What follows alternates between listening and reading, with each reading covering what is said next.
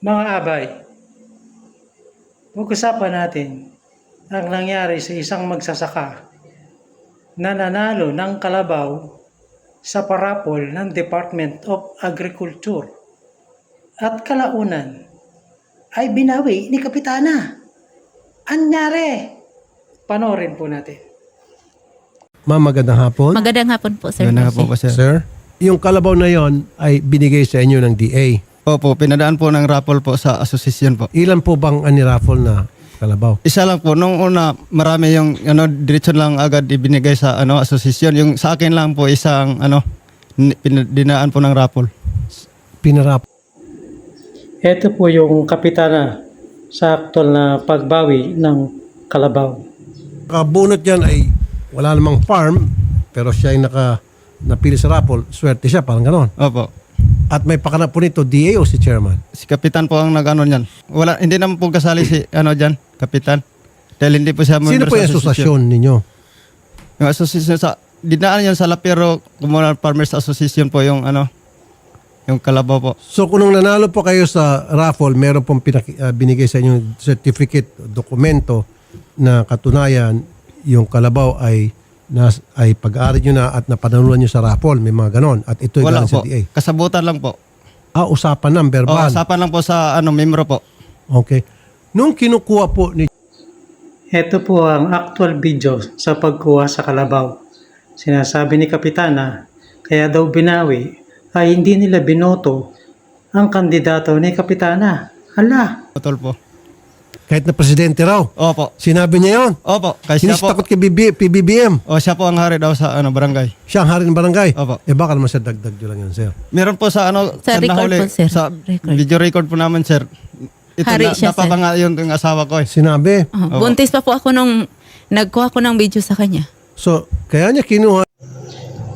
Buti na lang mga bayan dyan si Idol Senator Rapi Tulfo nalalapitan ng mga kababayan nating maliliit. Maraming salamat, Idol.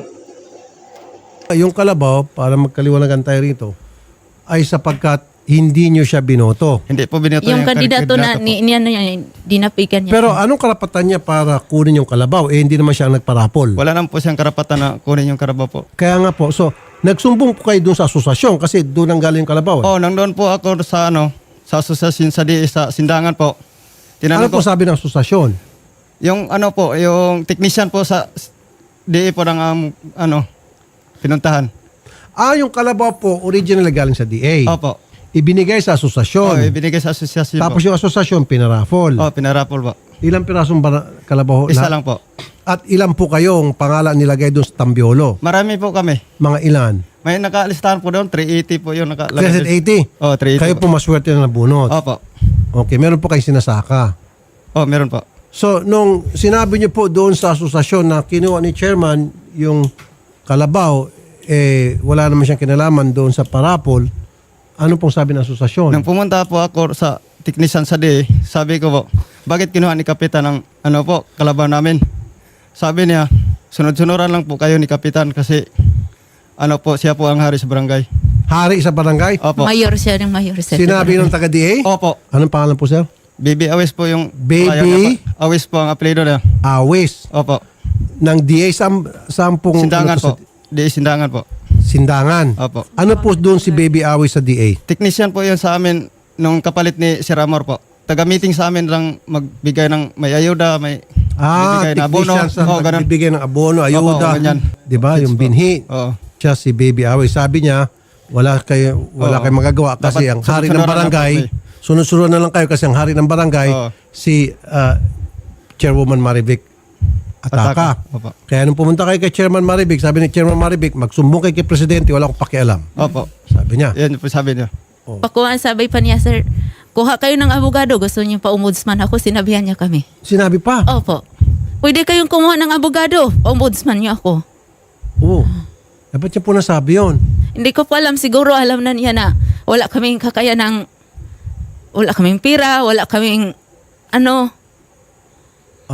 Kumbaga nilait-lait po Opo. kayo, tinapak-tapakan po yung karapatan kasi alam niya wala kayong kalaban-laban, wala Opo. kayong panlaban. Minata niya po kayo. Ay, hindi po pwede. Dito po kayo ang reyna at hari para sa akin. Kasi importante ito dahil ito mga farmer na kinukonsider natin napakahalaga.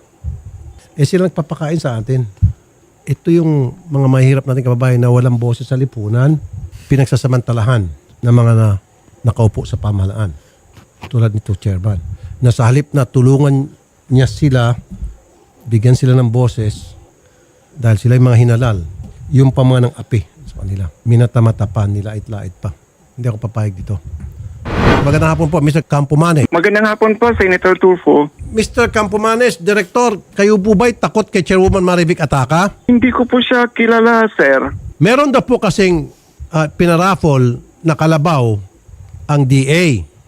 Idinan po sa asosasyon. Opo. Ngayon, yung nanalo po sa paraffle, nandito sa amin ngayon kasi binawi ni Chairwoman yung kalabaw dahil hindi raw siya kasi binoto. Hindi siya butante nila. At sinabi pa raw ni Chairwoman, wala raw siyang kinakatakutan at siyang hari dyan sa Barangay Sindangan, Zamboanga del Norte. So, kaya ang tanong ko sa iyo kanina, kung ikaw ba'y duwag, at sorry sir naduduwag din kay, kasi lahat takot daw, pati yung si Baby Awis, kilala niyo po ito? Parang yan yung technician ng Sindangan Local Government Unit, sir. Ng DA? Pero namamayapa na ata yan. Namatay na po. Namatay na. Opo. Sumalangit na po ang kanyang kaluluwa. Ano pong kinamatay? Hindi ko po alam, sir. Kailan po namatay? Last year pa ata, sir. Kailan ba binawi yung Baby kalabaw? Awis. Noong 2022 po. May 11. May Nung 11 binawi? po, alas 7 ng umaga. Matagal na. 2 years na. Ba't ngayon lang kayo pumunta? Naghintay po kami, sir, kasi nag-ano po kami ng human rights. Tapos na dismiss yung kaso namin. Na walang Hindi po alam hearing. ng human rights. Walang sigurado. hearing there, sir. Walang hearing. Oo po, na-dismiss lang. Hindi namin alam. Dinismiss ng human rights. Hindi Hindi namin po alam, namin sir, alam kung sino- sinong nag-dismiss. Pero di lang siya human rights. Hindi po Sir, na hindi dalawang po beses na. pa ako pumunta ng Bulwagan sa Sindangan, sir. Dalawang beses pa ako pinabalik. Sa human rights. Sa ano po, taga Bulwagan, Sindangan po. Mr. Campomanes, Yes, sir. this is what you need to do. Ibalik Yes, niyo sir. po yung kalabaw kay Mr. Bernie Del Rosario. Actually, sir, pupunta ako ngayon sa Sindangan to check with this barangay captain. I-ascertain ko kung sa amin kasing programa, sir, hindi kami nagpaparaffle. Tama nga naman si Direktor, bawal ang parapol. Pera na lang kung piyestahan. Di ba? Re-identified na yung beneficiaries at hindi po namin i-check namin baka sa ibang sa provincial government na to, sa local government unit, yung programa na ito. Sa LGU po ito, ang pagkakaalam niyo po, sir? Yes, sir. Yes, sir. Local government unit po yan. Hindi po siya sa Hindi siya sa Department of Agriculture po. hindi po pala DA ito. So baka parapol po ito ng local government unit, baka ni Mayor. Sa pagkakaalam niyo po, ito po ba ay sa Mayor's Office under itong si Baby Awis o sa Governor's Office? Municipal government po, sir. So Mayor, Mayor's of Municipal Agriculture Office. Municipal Agriculture Office. So therefore, LGU po ito at hindi po part ng DA yung tanggapan ni Baby Yes Awis. po. Yes po. May magagawa ba kayo dito? Sir Ray? Sir, pupunta ako ngayon on my way kasi sa office. Dadaanan ko na lang itong Barangay Lapiro ng Sindangan para to check. Kasi kung sa amin yan, hindi po pwedeng babawiin yan. Correct. Kasi nandyan yan sa isang beneficiary, pre-identified. Kaya siya talaga ang forever na magpadami niyan. At saka sir, bawal ata yung paraffle. Tama ka, pre-identified. Yes. Di ba? Hindi yung paraffle. Yes, i-assess kasi namin ang qualification, eligibility Yes. ng mga beneficiaries. Tama po. At saka, Tama nga naman si Direktor. Yung mga beneficiaries ay ina-assess kung talagang qualified sila sa mga ibibigay sa kanila. At may kontrata rin yan. Alam ko bawal yan ibenta. pag sila po ay nabigyan ng kalabaw, mabibigyan silang certification o papeles para doon sa Correct. kalabaw. Di ho ba? Yes, sir. Meron kaming contract agreement na kung Papupunta nandiyan na niya sa kanila sa- yung kalabaw, Sir. hindi pwedeng ipagbili, ibenta, isanla until intended siya for production purposes. Opo, sige po. Maraming salamat po. Tingnan niyo po, Sir Ray, kung ano po may tutulong niyo dito. Sige sir, meron naman akong number ni Ma'am Rowan, doon ko na lang siya tatawagan. Opo, sir. Salamat po, Sir Ray. Kayo po pala ay nag-file ng kaso sa korte, Human rights po. anti-cattle rustling sa human rights. Opo. Opo. Agad-agad na-dismiss. Opo. Na wala kaming papel na matanggap na maghihiring. Matagal na po kaming naghintay. Outright dismissal. Opo. Agad-agad nagkaroon ng resolusyon. Opo. Hindi po yan binigay sa amin. Kinuha ko po yun doon sa Dipolog po. Nabasa niyo po itong resolusyon, napaintindi po sa inyo. Opo. Lumilitaw na hindi po niyo naalagaan yung kalabaw at kapag nagkasakit, bigyan ng maayos na medical attention, ipagamot at agad-agad impormahan po yung association president in the event kapag meron pong nangyari sa kalabaw na lumilitaw, hindi nyo na po ginawa at yun po ang dahilan ng pagkukumpiska Hindi po yan ng kalabaw. totoo. Hindi po yan totoo, sir. Ang pinakinggan lang po nila dyan, sir, yung statement lang po ni Kapitan. Yung kakapitan lang po. Magkano po bang kalabaw? Sa ngayon po yun sa 50,000 po. Hanggang Depende 40. po, sir. Depende po sa laki ng kalabaw po. Eh yung kalabaw na yun, nakita ko Siguro nasa 50,000 po. maliit. Opo, payat. Ano ba yan? Opo, nakita ko po kanina. Eh payat, baka Mataba po yung Hindi po kalabaw na yan, sir. mataba, sir. Sa video lang po, Oh, sir. sa Kasi video. huli akong Tingnan ko sir. ulit yung kalabaw. Anong itsura? Medyo payat nga po. Oo, pero... Oh, Sir, mataba naman, sir. Oh. mataba. Yung maliit, o ganyan po siya kalaki nung sir. Ganyan yung siya kalaki nung Dumating sa dumating amin. sa amin. Maliit pa Okay. talaga. Ang human rights ang nagsampa Opo. ng Human kaso laban kay barangay chairwoman. Hindi, Bernie, Marivic Ataka, ito na nga pa, si Bernie ang complainant. Hindi kayo nakatanggap ng Wala po. Wala pong natanggap sa amin po. sampina? Oh, galing kahit wala isang po. papel, sir, wala. Na Wala. maghihiring, wala po. Automatic po yan, sir. At saka hindi po namin alam na na-dismiss na pala. Yung nang hiningi ko po yung dismissal form, sir. Binigyan po ako ng pinunit na dyaryo, yung nung bond paper. Sabi dismiss po ito. Ginaniyan lang po sa Dipolog po. Sino Hindi gumawa? po kilala yun. Sa Dipolog ko po yung kinuha. At dalawang ID po lang hiningi sa akin. Magkano pong kalabaw? 50,000. Hindi po namin alam, sir. Depende kasi yun sa laki, sir. Depende sa ilang hektare po? Anong sinasaka nyo? Mais po. mais. Mais? Tsaka kamuting kahoy, depende lang po yan, sir. May Gabi. ilang pong anak nyo? 4 po. Apat. Nagpamasaya pa kayo papunta rito galing Opo. sa Zamboanga. Opo. Opo. Ano pong sinakyan nyo? Barko. Nako po, ipasa Diyos na lang natin itong nangyayari sa inyo, sir. Ma'am. Hindi po, joke. Gusto ko sana kayong tumawa. Ayaw na, kasi naluluhan na sila. Pati ako naiyak na dito eh. Bigyan ko kayo ng kalabaw. Samahan ko kayo pabalik. Kasama reporter, may bago na kayong kalabaw. Okay na po. Tapos saka natin habulin itong mga ito. Salamat po. Yung pinakamalaking kalabaw ang bilhin natin. Babae pang kalabaw, okay lang. Para pag nanganak, di, meron kayo. Okay po. Diba? Paano yun si Kapitan, sir? Magkaroon pa ba kami ng hostisya nung ginawa ni Kapitan, sir? Habulin po namin. Kasi Pero yung kalabaw para makapagpatuloy po sa inyong hanap buhay. Maraming salamat po sa tulong mo, sir. Hindi nagtatapos yung tulong ko, sir. Ang aking tulong kasama po yung mabigyan po ng hustisya kayo. Kasi hindi lang po yung ginawa ni Kapitan, sir. Marami pong blatter dito, sir, na hindi naman po ginawa ng kasama ko, sir. Tapos yung anak ko, dinamay pa niya, sir. Inutusan pa niya na, kunin mo yung kalabaw kasi pipicturan kita para magkaroon ka na ng ebidensya na ganito, ganyan.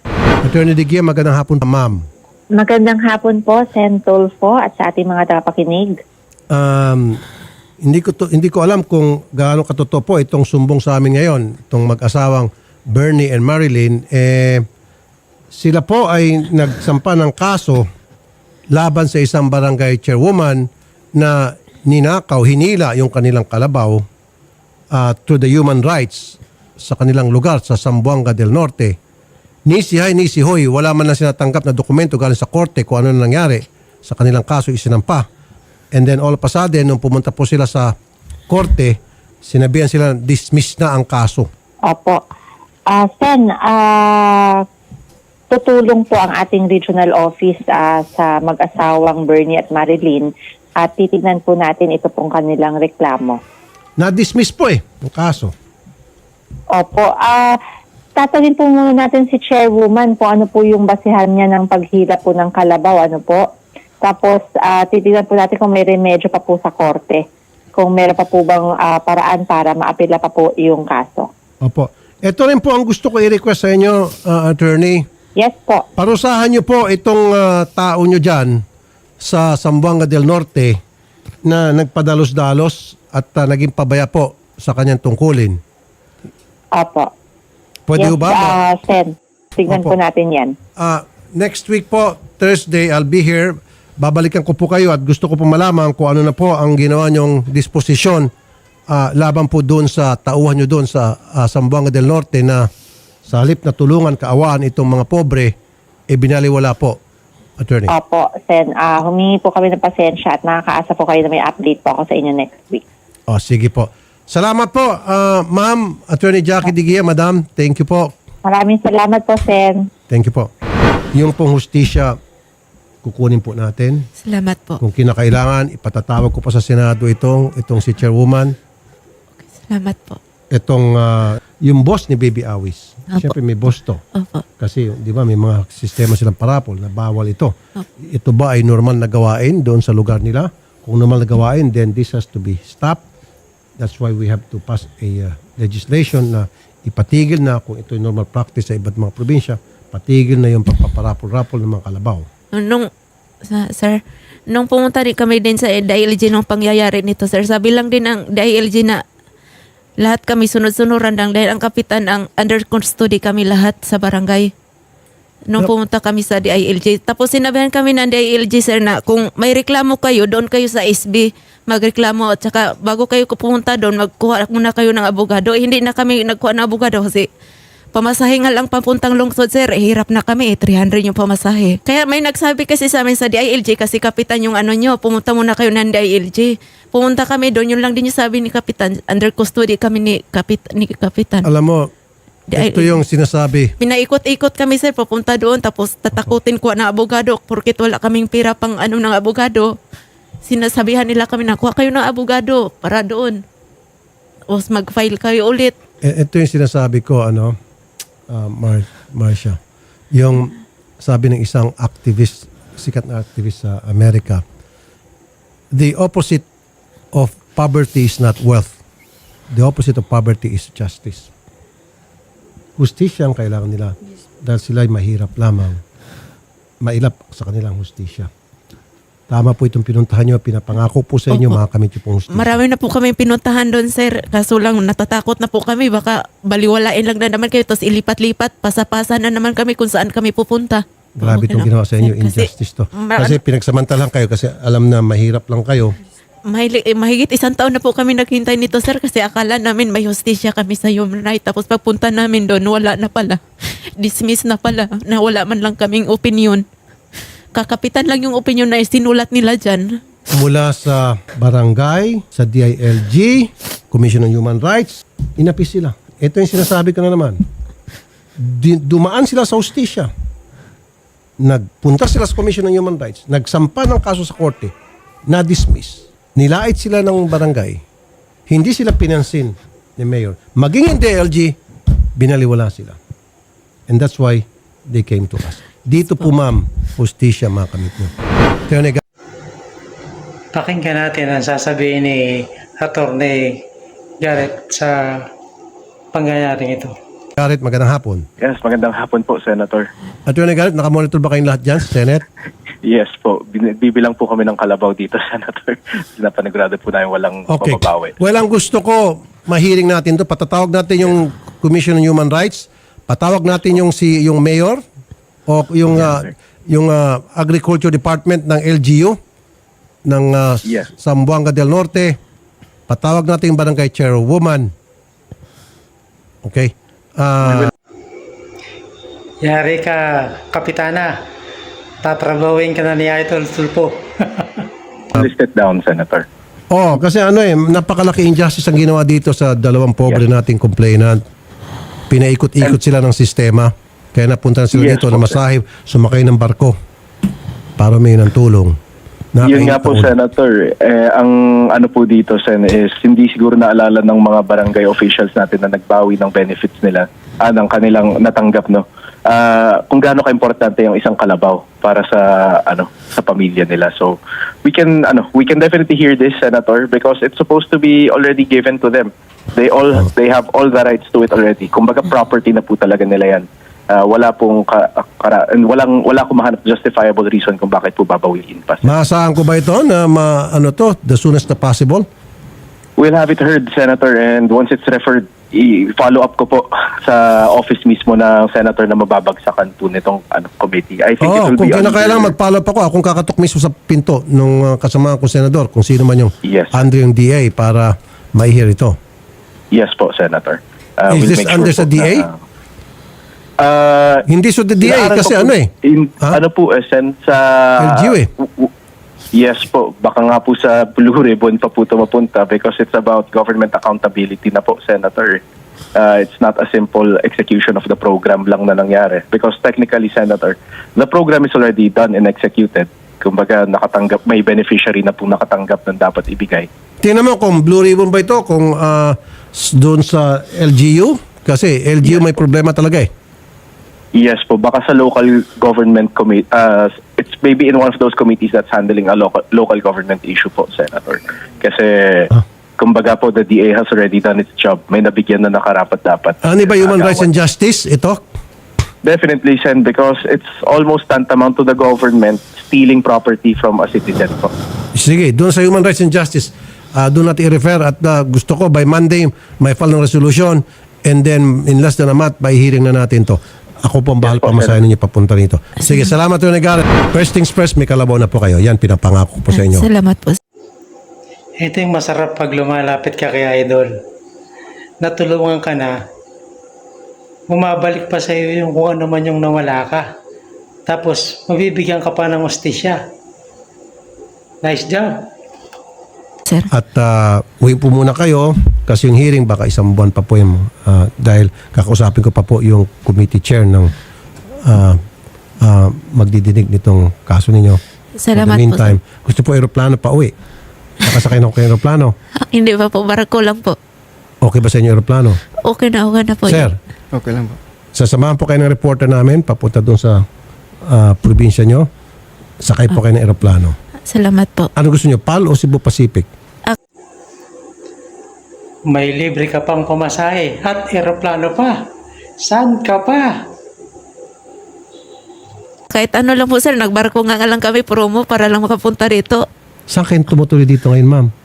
Kahapon pa po kami dumating sir, tapos nakituloy kami sa sa kapatid niya.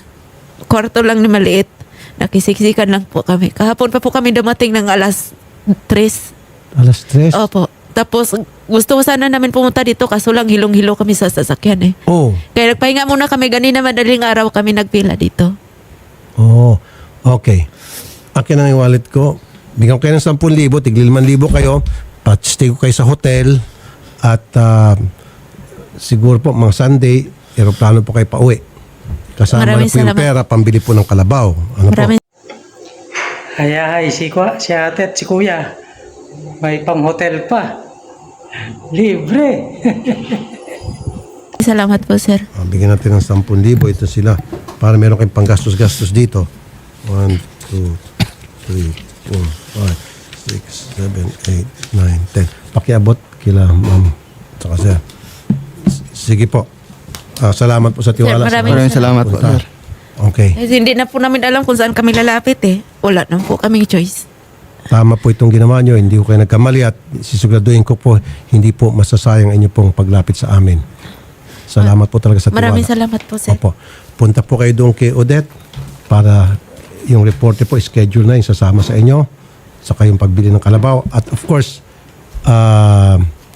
yung pong hotel ipa-hotel sila. Yes. Okay? Salamat po ma'am. Maraming salamat May sir. dala kayong mga damit nyo? Meron po. doon sa doon sa kapatid niya. Diyan lang po sa O, pick Iniwan upin po natin, tapos dali natin sa hotel. Libre pagkain po doon, umaga, tanghali, gabi. Sagot ko na po, ha? Maraming salamat tapos po, yung tigil 5,000 niyo, allowance yun lang po dito. Okay? Maraming salamat po sir. Para makauwi na din kami. Yung mga anak ko, nandun 3, nag-aaral pa po eh. Okay, sige. May kalabaw na po kayo. Pag uwi na Maraming- pag uwi niyo. Meron na ba kayo na canvas na kalabaw doon?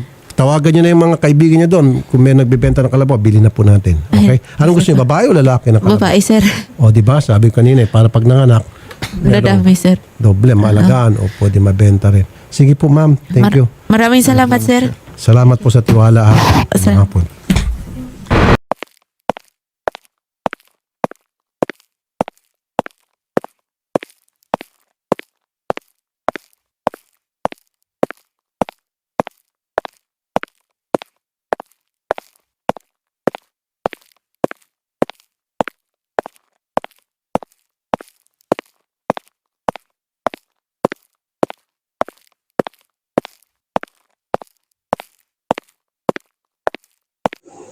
Maraming salamat po sa inyong panonood.